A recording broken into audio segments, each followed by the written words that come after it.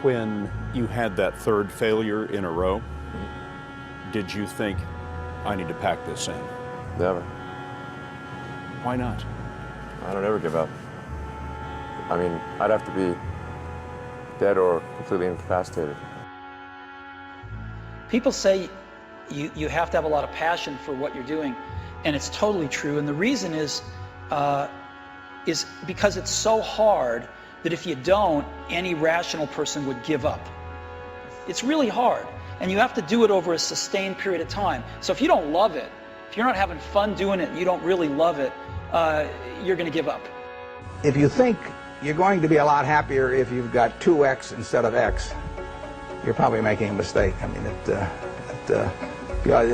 you ought to find something you like that works with that, and you'll get in trouble if you think that making 10x or 20x is the answer to everything in life, because then you will do things like borrow money when you shouldn't, or maybe cut corners on things that your employer wants you to cut corners on. Or it just doesn't make any sense. You won't like it when you look back on it.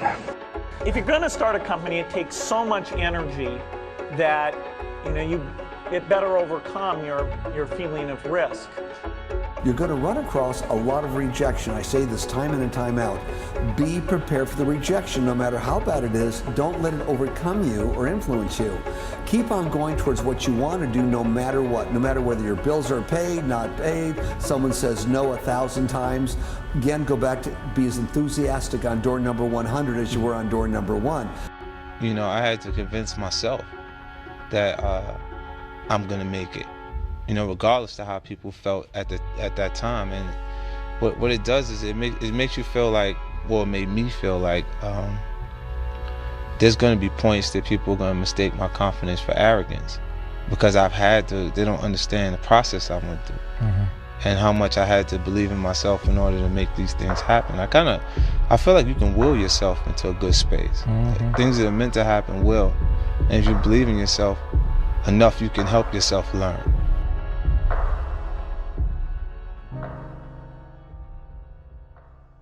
Most people think, well, I'll be successful if the economy works. I'll be successful if something happens. I'll be successful if I win the lottery ticket. Look, you're not going to be successful if you don't demand it, if you literally don't stake a claim to it and say, this is mine, it's important.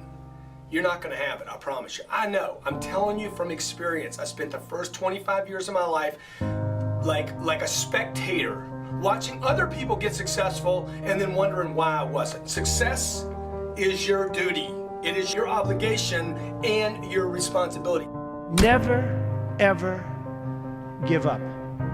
You can change and you can move around, but never, ever give up. I know people that are very smart. They went to the Wharton School of Finance with me. I know other people that aren't as smart, and those people are the top people in industry today, and they just were tougher. They didn't give up. And the smart ones had everything on their plate. They'd always come in with the A+ on the tests and the good boards and everything else. But when they ran into problems, they didn't know how to solve the problems like the guys that weren't as good. And it's very seldom that you see something other than this happen. So never, ever give up. I feel so strongly that the reason I'm here is I dreamed big dreams. I dreamed the kind of dreams that other people said would not be possible. I'm also living proof. This isn't a Hollywood movie. I come literally from the other side of the tracks. If you saw where I grew up and we took a picture of it, the neighborhood, the setting, you'd say it's impossible that someone could come from there and get here. But it is possible. I think being a business owner is the hardest thing to do in this country.